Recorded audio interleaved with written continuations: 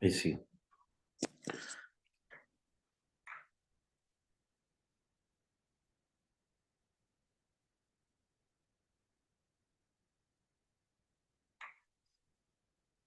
vamos a comenzar con el taller de oxigenoterapia. Bueno, voy a colocar aquí en un rinconcito. La oxigenoterapia constituye una de las intervenciones más frecuentes y relevantes en el ámbito de la atención prehospitalaria, ya que permite optimizar el aporte de oxígeno a los tejidos, prevenir y corregir la pérdida tisular en pacientes. Su uso oportuno y adecuado es fundamental en escenarios de urgencia vital, como el trauma, el paro cardiorrespiratorio, el síndrome coronario agudo, el accidente cerebrovascular y la insuficiencia respiratoria aguda.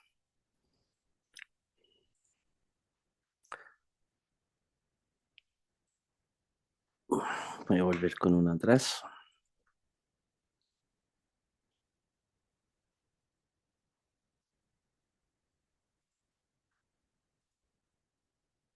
Aquí tengo un problema acá con esto. Ya. Imagen que muestra la anatomía de la vía respiratoria aérea alta, baja y lo que es la parte pulmonar. Vamos a hablar también de la parte de ventilación, respiración y oxigenoterapia el día de hoy. Ventilación, el concepto de ventilación es, como dice acá, es el proceso mecánico. Es el movimiento físico de aire hacia adentro y hacia afuera. O sea, es la inspiración y la expiración, ¿ya? Que esto está radiado por fuerzas negativas y positivas. Eh, Dentro de esto hay un órgano muy específico que es el diafragma que nos ayuda a abrir los pulmones y al realizar el relajar se realiza el proceso de la inspiración. ¿Ya?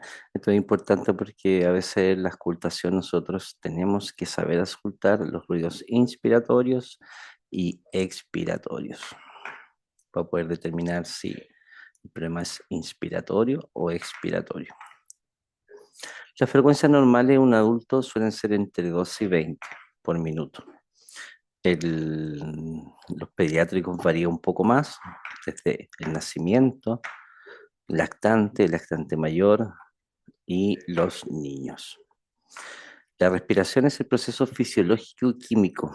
Es el aire que circula por dentro de los pulmones hasta los alveolos para realizar el intercambio gaseoso.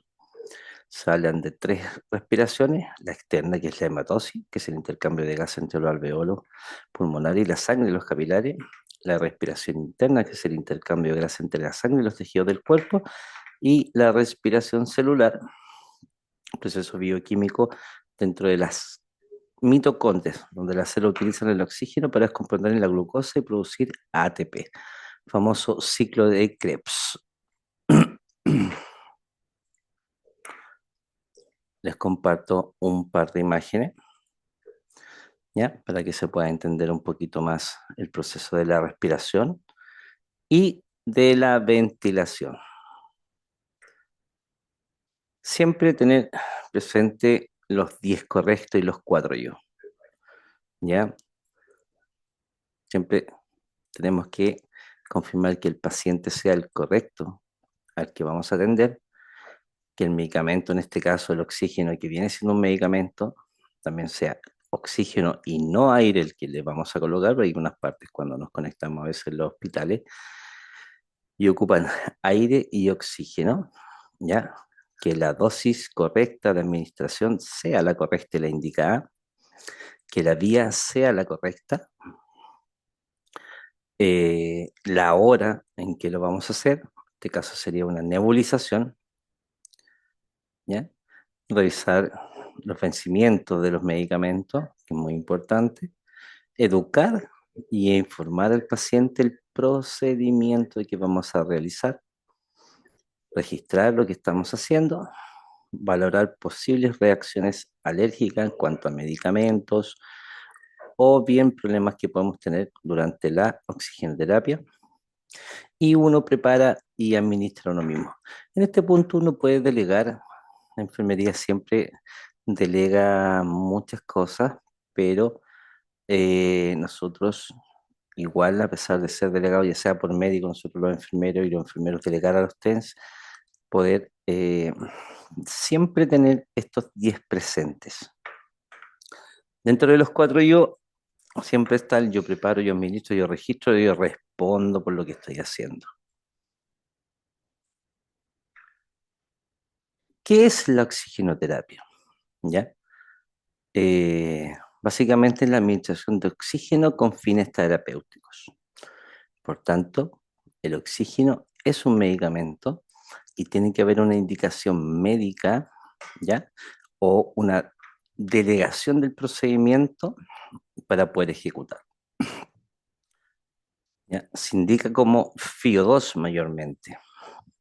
Nosotros hablamos siempre de administrar 1, 2, 3 litros por minuto, pero cada litro que nosotros le administramos al paciente tiene una FIO2 constante, depende del equipo que vamos a utilizar, ya sea una naricera, una máscara simple, una máscara de no recirculación, una Venturi.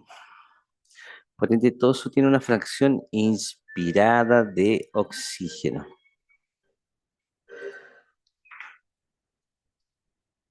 Los principios básicos de administración de oxígeno, los que hablábamos recién, tienen que ser indicado, dosificado, humedecido, pero en el ámbito prehospitalario muchas veces no lo realizamos esto porque los trayectos son cortos entre centro y centro, entre un domicilio y el hospital, ¿ya? Esto siempre tiene que ser continuado si estamos administrando oxígeno. No pensar que el paciente está con un déficit, ¿ya? Y nosotros siempre tenemos que administrar, si empezamos con 1 litro, ese litro siempre tiene que ser constante. Por ende, aquí hay varios tips que tenemos que siempre reconocer, que si nos cambiamos del portátil al central, tenemos que siempre hacer ese proceso lo más rápido posible, ¿ya?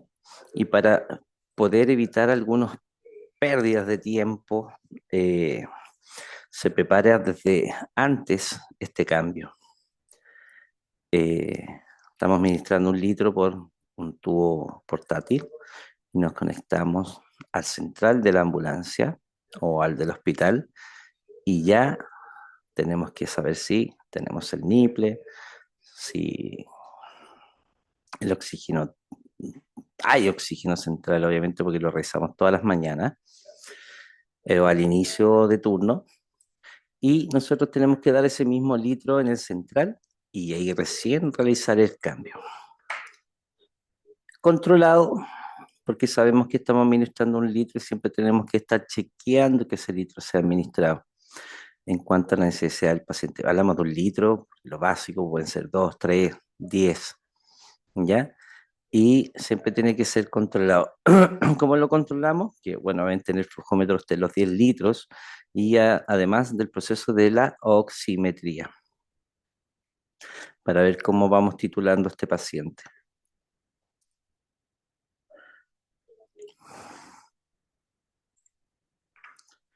Los objetivos de la oxigenoterapia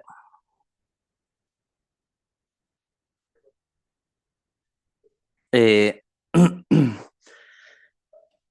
hablan de aumentar el aporte de oxígeno a los tejidos, ya con todo este proceso que hablamos anteriormente de la ventilación y la respiración. Tenemos un paciente que está con una deuda de oxígeno y por ende lo que nosotros tenemos que hacer, perdón chiquillo, quedó un poquito tarde, es aumentar el déficit que tiene el paciente.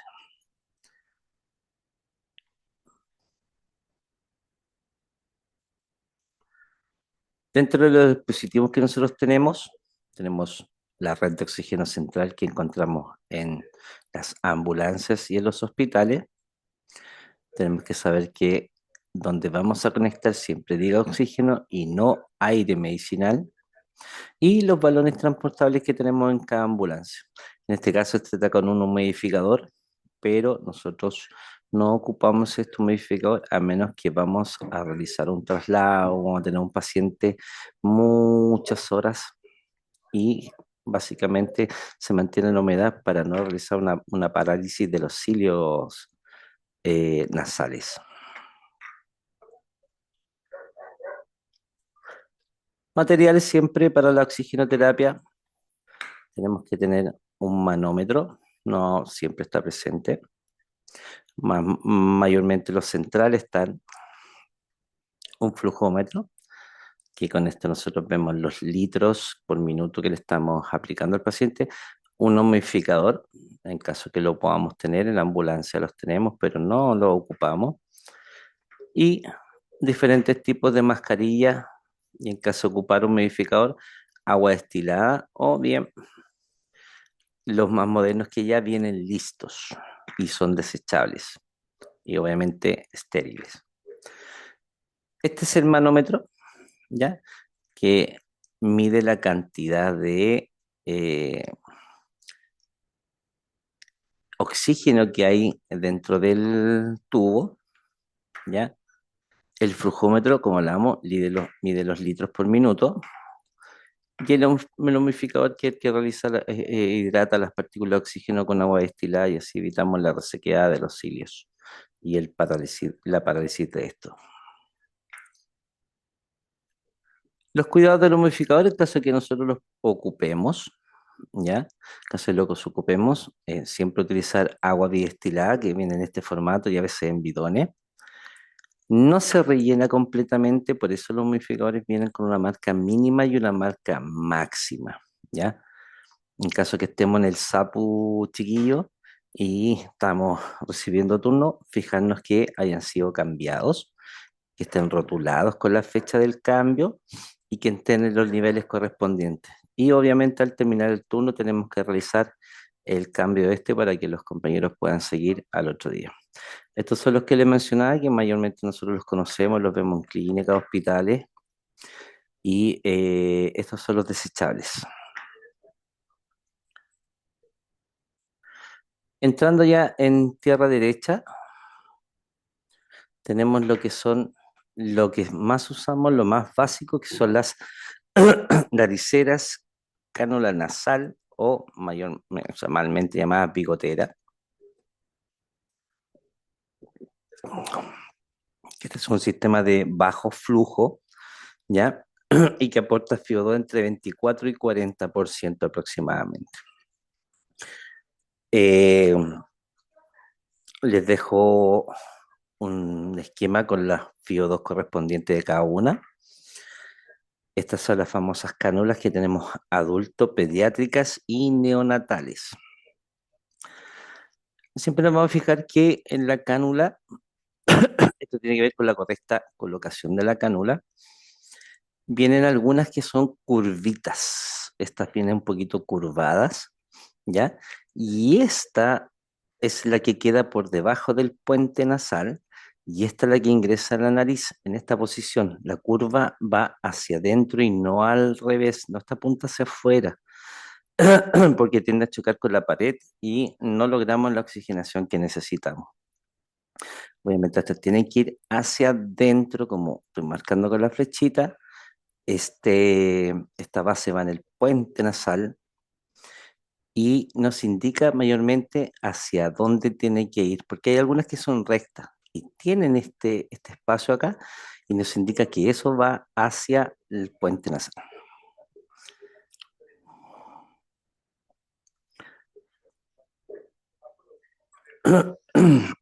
Ventajas de la lanicera son súper adaptables esta a todo paciente y tiene que ver también con la colocación, porque muchas veces las podemos colocar por detrás del pabellón, que esta es la que más prefiero yo, del pabellón auricular y por debajo del cuello. Algunos la colocan por acá, la pasan por detrás y la aprietan un poquito por detrás del cuello. Yo prefiero colocarlas por debajo del cuello, queda mucho más cómodo. Eso como tips. Ventajas de la naricera.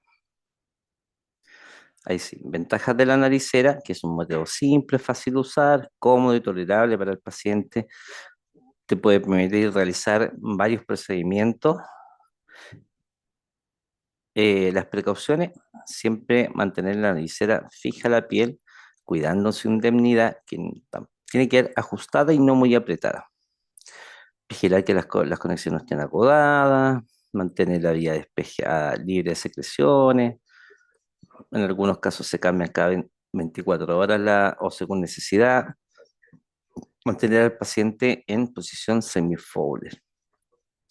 Dice nunca administrar más de 3 litros ya que puede provocar cefalea, epistaxis, hemorragia nasal, distensión gástrica, ceguera, irritación, un sinfín de cosas, pero nosotros sabemos que en el ámbito prehospitalario, si no tenemos otro dispositivo y tenemos que aumentar los litros por minuto, se puede hacer.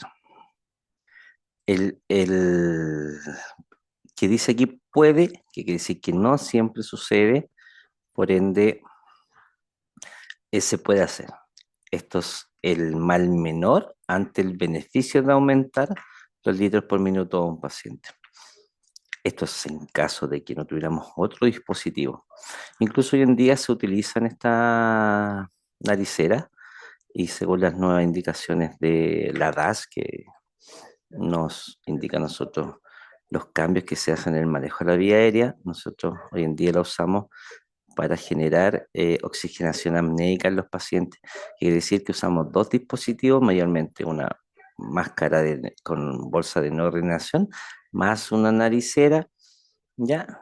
Obviamente son dos tubos que tenemos que usar y eso nos ayuda en el caso de una intubación de un paciente y haciendo la CIR, nos genera que el paciente no haga apnea, nos da mucho mayor tiempo para hacer este procedimiento. La mascarilla simple no la tenemos en la ambulancia, algunos pueden que tengan una que otra, pero básicamente es un dispositivo que cubre nariz-boca, no tiene bolsa de reservorio, no tiene válvulas de no reinhalación y entrega flujos bajos hasta un 50% entre 6 y 10 litros por minuto. La mascarilla Venturi es una mascarilla de alto flujo. Recuerda que las nariceras, las máscaras de no recirculación, la mascarilla simple son eh, accesorios de bajo flujo. Los únicos altos flujos son la Venturi y el ambú en un paciente intubado, son los únicos de alto flujo, que podrían aportar hasta un 100% de oxígeno con una FiO2 alta. El sistema Venturi es un sistema que de principio se ve un poco complicado porque básicamente tiene su eh, cinta para colocar por detrás del cuello del paciente, una correa de ajuste, tiene un clip metálico para ajustar sobre el puente nasal, aquí se hace la apertura del intercambio y del CO2, ¿ya? Este se llama caudalímetro, ¿ya? Esto es para conseguir la FiO2 deseada y que está marcada en el caudalímetro, ¿ya? La única diferencia que se hace así acá, perdón, es que se cambia este dispositivo para bajo y alto flujo. Bajo y alto flujo, ¿ya? Estos son los que se cambian. El blanco es de alto flujo y el verde es de bajo flujo. Su conexión para el oxígeno y este que estoy mostrando acá con la flechita, es el adaptador de alta humedad. Muchas veces, la mayoría del 100%, el 90%, los arma sin esta piececita. Y esta piececita es súper importante porque es el adaptador de alta humedad. Sin este sistema, claro, va a funcionar, pero no va a funcionar eficientemente el sistema Venturi. ¿Ya? Este es el tubo Venturi y este es el que aporta humedad ambiental. Por eso se llama adaptador de humedad. Siempre, chiquillos, traten de armarlo como corresponde. Por algo está hecho, por algo se inventó así, y por algo alguien se craneó en la cabeza de cómo hacerlo, ¿ya? Y eso va a hablar también muy bien de ustedes que conocen el sistema y saben que lo están haciendo bien. Les dejo la tabla acá, ¿ya? Para que conozcan los valores en litros, FIO2, FIO2, ¿ya? Y el flujo total que se está entregando al paciente. Precaución, la mascarilla 20 Venturi, y yo creo que la mayoría de las mascarillas que van sobre el puente nasal, cubriendo nariz y boca, es no dejar la mascarilla cubriendo los ojos, por eso, por ende hay que saber usar el tamaño de la mascarilla correcta. Adultos, mascarilla adultos, niños, mascarillas de niños o pediátricas, pero algunas veces hay pacientes como adultos mayores, pacientes más delgaditos, de una estatura no correcta para su edad, que una Venturi o una mascarilla de no relación o simple adulto les va a fugar por todos lados. Vamos a generar una úlcera corneana, en este caso, incluso hasta los nebulizadores podrían ocurrir con este problema. Revisar que las conexiones no se acoden y siempre revisar el flujómetro y verificar los litros por minuto indicados. En algunas partes se cambian estos sistemas cada 24 horas para evitar infecciones. Siempre recuerden que sea del tamaño correcto, ahí aplicar los 10 correctos y los 4 yo. Esta es como la gold estándar que nosotros ocupamos en el ámbito hospitalario con un paciente con altos requerimientos de oxígeno. La podemos usar tanto en los pacientes con insuficiencia respiratoria aguda, EPOC, pacientes con un TEC complejo que estén desaturando, ¿ya? Y les voy a aportar esta imagen para que puedan conocer sus partes, como todas, aquí tienen una parte metálica que se ajusta al puente nasal, aquí está la conexión, esta es una válvula que evita que el CO2 exhalado por estas valvulitas que están laterales que están acá, ¿ya? Se han fijado que tiene dos valvulitas, pero se llama de no reinhalación porque en realidad el CO2 que sale del paciente no se mezcla con el oxígeno que está acá, que es una bolsita aproximadamente de 750 ml, libre de oxígeno, por ende el CO2 que exhala el paciente no se mezcla porque acá hay otra valvulita que la sella. Entonces cuando el paciente inspira, se abre esta valvulita y cuando el paciente expira, se cierra esta valvulita y exhala por aquí el CO2. ¿Ya? Estas funcionan bien siempre, siempre de 10 litros hacia arriba. Y la FIO2 es entre el 60 y el 95%. Por eso tampoco es un sistema de alto flujo, sino que de bajo flujo, pero es el más utilizado por nosotros en el ámbito tanto SAP, USAR, prehospitalario. Acá les dejo una tablita también aprox con la cantidad de litros, del flujo en litros y la FIO2 de cada litro que estamos aportando.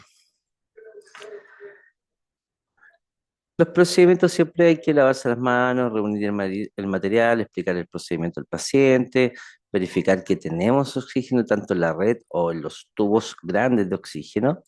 Si las cavidades nasales están con mucho moco, con mucha coriza, pedirle al paciente que se suene para que tenga mejor pasada de aire, ¿ya?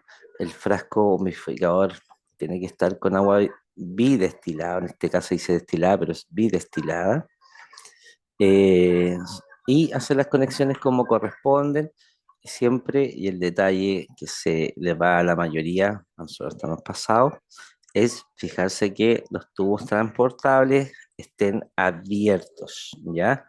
Muchas veces conectamos al paciente, nos pasa todo, conectamos al paciente al tubo de transporte en 2 litros y el tubo está cerrado. Por ende, como es un porcentaje bajo de oxígeno que se está administrando, no sentimos qué está pasando. Y por ende, de repente nos damos cuenta que el paciente empieza a desaturar y ahí nos damos cuenta que el oxígeno había sido dado. Pasan los centrales, pasan los de transporte.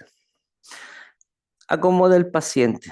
Un paciente que esté con una dificultad respiratoria, chiquillo, es un paciente que no puede estar en supino a menos que haya tenido un trauma reciente, que le estén botando oxígeno. Tenemos una tabla, tenemos una scoop, ya una tabla espinal de transporte, una scoop y le tengamos puesto una naricera.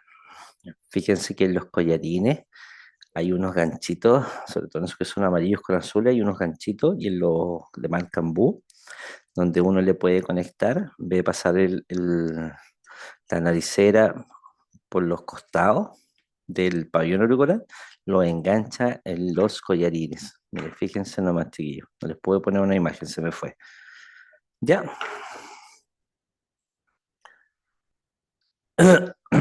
La nebulización no la hacemos nosotros dentro de la ambulancia ni en los domicilios, mayormente se hace en los centros de salud.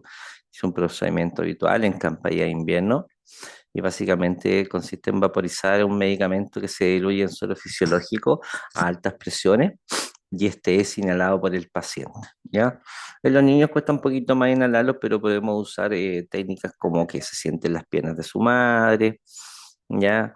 Los bebés que estén en los brazos de la madre y usar siempre todos los criterios, que la mascarilla sea ajustable al niño, que tenga todas sus piezas, la bolsa que vamos a abrir, ya que esté limpio, estéril y conectado directamente. Nosotros tenemos a veces aire medicinal en la ambulancia, pues los conectamos directamente al oxígeno. Funcionan perfectamente de 10 litros para arriba. Con eso es suficiente, incluso hasta 8 si andamos medio cortos. Y estos dispositivos, que son los vasitos que están ahí o ahí, tienen una capacidad de 4 ml, así que mayormente a veces 1 ml de medicamento por 3 ml de suero fisiológico. Ahora, si necesitamos, por ejemplo, tuviésemos un grupo, una laringitis, queremos nebulizar al paciente y por X motivo no tenemos el medicamento, se puede hacer incluso hasta con suerito frío. Fíjense que el suero ni el alcohol destilado se congela en el refrigerador arriba, en el hielo. Por ende, con 4 ml de suerito fisiológico para poder desinflamar un poquito las vías aéreas no es malo. Objetivos: lograr la broncodilatación, facilitando la ventilación, perfusión del paciente, administrar broncodilatadores o mucolíticos, fluidificar secreciones con suero fisiológico, ¿ya? Esa es una indicación y la otra, con suero fisiológico frío, logramos bajar un poquito el edema o la inflamación de las vías aéreas en las laringitis o croup. Ventaja: de fácil administración, no requiere coordinación del paciente, el paciente puede respirar a destajo y a medida que respire lo va inhalando esto. Se puede mantener por largos periodos de tiempo y puede administrarse en pacientes que poseen ventilador mecánico, pero esa es otra historia. Ahí se usan unos tubos T y se conectan a veces al ventilador, que tiene un dispositivo que tira presión para poder nebulizar a los pacientes. Desventaja: que es un mayor costo que obviamente que una naricera, que una mascarilla simple. Ya hay que tener un pequeño entrenamiento para poder administrar estas nebulizaciones y son efectos un poco más tardíos que los inhaladores. Hablamos de inhaladores, bromuro, salbutamol, que el salbutamol es el más rápido que tenemos, pero siempre recordar como tips que al ser un beta-adrenérgico, el salbutamol genera un efecto secundario que es la taquicardia. Precauciones: los equipos son individuales, ya utilizar mascarilla cubriendo boca, nariz, incluso las mamás que van con niños que tienen patologías respiratorias de ira, ya se saben el procedimiento y si no, hay que enseñarles. Debe usarse agüita destilada como solvente, ya. Eh, no tenemos siempre agua destilada, por ende nosotros usamos suero fisiológico. Y puede que altere el pH, pero no tengo un estudio, no encontré un estudio como para poder enviárselo y comprobar esto, ¿ya?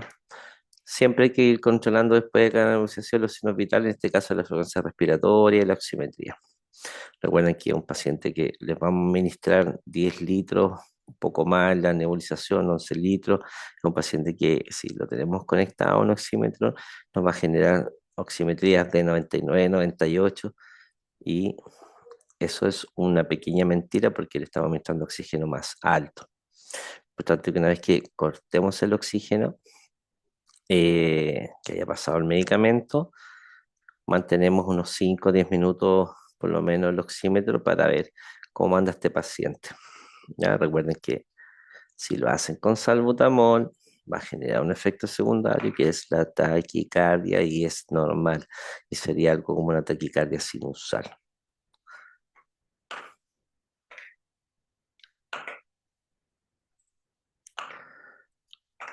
Las acciones de enfermería, o sea, la enfermería no como de enfermero, sino de enfermería en general, y que es prevenir los riesgos asociados con los problemas de la oxigenación. Ya en ese caso lo hablamos recién cuando hicimos la nebulización con un medicamento X, el, el efecto adverso, asegurar que el paciente reciba un suministro adecuado de oxígeno, que sea ahí donde están los 10 correctos, que es el paciente correcto, la indicación correcta. Y en caso que veamos acá que si nos indican 3 litros por nariz y vemos que el paciente no sube su oximetría, que tengamos una buena curva, si lo tenemos con monitor, una buena curva, si lo tenemos con el oxímetro de dedo, eh, que corresponda la oxigenación inicial que tenía el paciente, ponte que tenía 90%, le colocamos 3 litros, debería bordear entre los 92, 94%. Si vemos que el paciente no repunta, tenemos que revisar si está el oxígeno abierto, si a lo mejor el paciente requiere más oxígeno, ve un poco apremiado, taquimnéico. Hay que indicarle al médico para que se cambie el dispositivo o se aumente 1 litro, 2 litros más. ¿Ya? Eh, y a veces con dispositivos que son, por ejemplo, como las máscaras de neuronización, las máscaras simples, Venturi, hay pacientes que se ponen muy ansiosos porque están con una necesidad alta de oxígeno. Perdón, chiquillo. Una necesidad alta de oxígeno y sienten que como que no les llega el oxígeno, se empiezan a angustiar y se empiezan a sacar la mascarilla.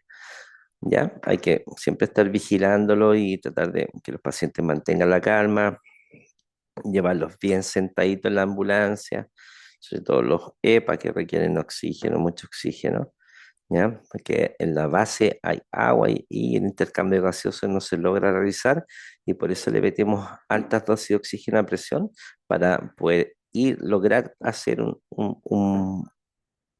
sí, un buen intercambio, lo mejor posible del intercambio gaseoso. Ya, aquí voy a dejarle unas indicaciones, ¿ya? Del manejo de la oxigenación en pacientes con patologías pulmonares durante el traslado en ambulancia, que siempre se individualiza el objetivo de saturación de oxígeno.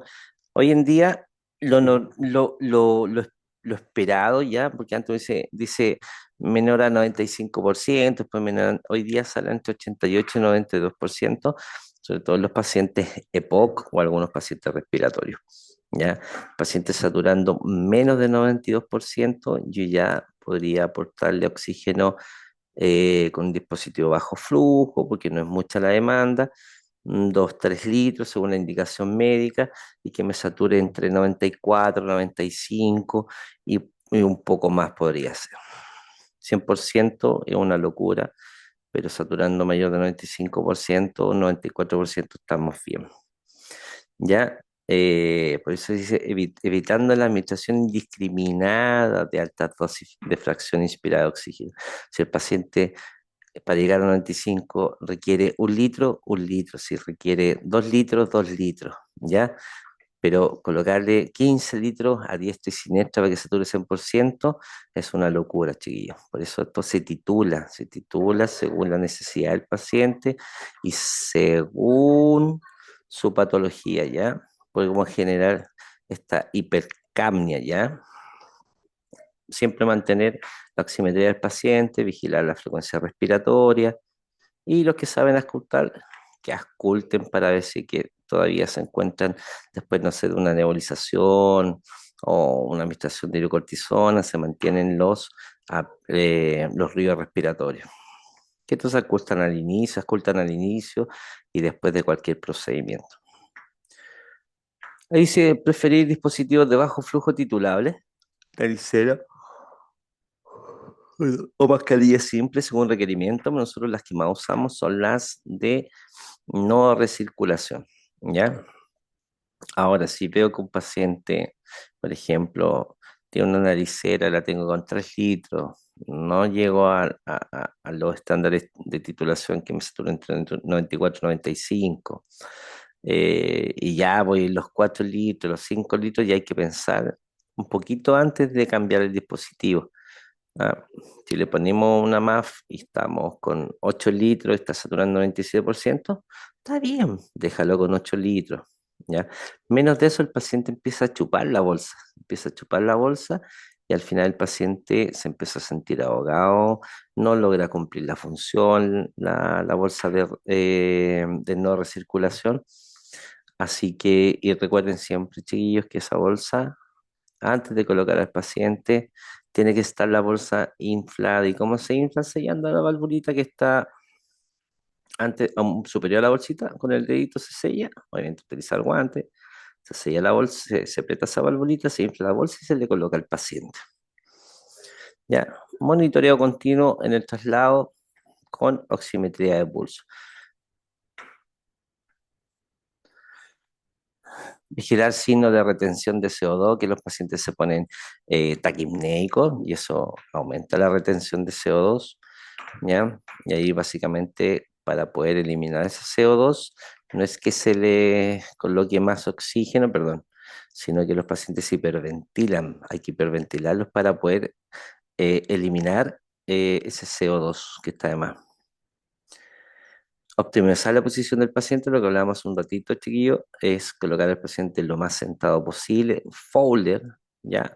O semi-folder según requerimiento. Recuerden que los pacientes que son obesos les cuesta mucho más expandir ese tórax, ¿ya? Y movilizar ese diafragma, y por ello si están con una dificultad respiratoria, les va a costar mucho más expandir esos pulmones, eso tiene que ver con la distensibilidad pulmonar y en algunos casos en ventilación mecánica se habla con la compliance, qué tan rígido está ese pulmón y qué tanto se puede expandir en su elastancia, ¿ya? Y con el peso el pulmón quizás lo puede hacer, o sea, un pulmón normal lo puede hacer su pulmón, pero con el peso que tiene si lo colocamos muy plano, muy supino, no va a lograr llegar a eso. En cambio, si lo sentamos un poquito, sí lo vamos a mejorar bastante. ¿Ya? Siempre vigilar los equipos, que tengamos oxígeno, que esté dado el oxígeno, ¿ya? Y eso ir chequeándolo siempre, aunque tengas que mirarlo 2 veces, míralo 2 veces, míralo 3 veces, míralo 3 veces, ¿ya? El, los litros correctos, el dispositivo correcto, que tenga un buen selle, y eso. Lo que hablamos en algún momento, evitar la interrupción innecesaria del aporte de oxígeno, porque al final vamos a generar que el paciente se nos ponga cianótico, se mantenga siempre con altas disnea, en realidad la disnea que es la falta, que la sensación de falta de oxígeno del paciente, ¿ya? Y siempre estar constantemente preguntando al paciente si se siente bien, se siente mejor, que si le cuesta o no le cuesta respirar, mirar el tórax, cómo se está moviendo y a la velocidad que se mueve, ¿ya? Que el paciente pueda expandir bien y que sea de forma homogénea bilateral. Siempre que te está revaluando y comunicación efectiva con el centro regulador o si el centro receptor pide datos, dan los datos que correspondan.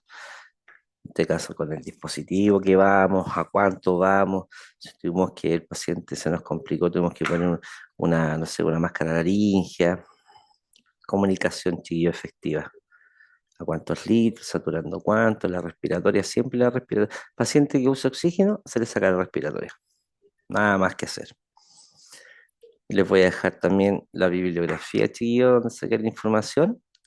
Y una pequeña frase que dice, en este caso, que cada minuto cuenta, pero cada decisión cuenta aún más. Denle una vueltecita a esto porque muchas veces en el prehospitalario tenemos que hacer como más que rápido, certeros en lo que vamos a hacer, que nuestras decisiones vayan en pro de la salud del paciente según su patología y no por algo de que, ah, le voy a poner este dispositivo, no le voy a poner este otro, no, no sabes que se lo va a cambiar a este otro. Tenemos que ir siempre 2, 3, 10 pasos adelante de lo que estamos viendo, lo que nos estamos enfrentando. Y esto básicamente es basado en experiencia y estudiar. ¿Ya? Hacer debriefing con los compañeros, si son móviles básicos, con el centro de salud SAP-USAR, ¿ah? Y esto nos va a ir ayudando a mejorar cada día más, ¿ya? Siempre recuerden que el oxígeno es un medicamento, que tiene que ir una indicación, ¿ya? Muchas veces nos saltamos ese proceso, así que ojo con eso, chiquillos. Esta es una frase del American College of Emergency Physicians. Creo que así se pronuncia, no estoy seguro. Pero denle una vueltecita a esta frase. Bueno, me despido. Voy a ir a descansar un ratito. Estamos en turno acá en la central de ambulancia.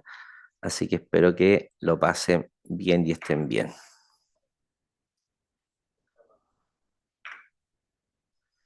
Vamos a parar la grabación.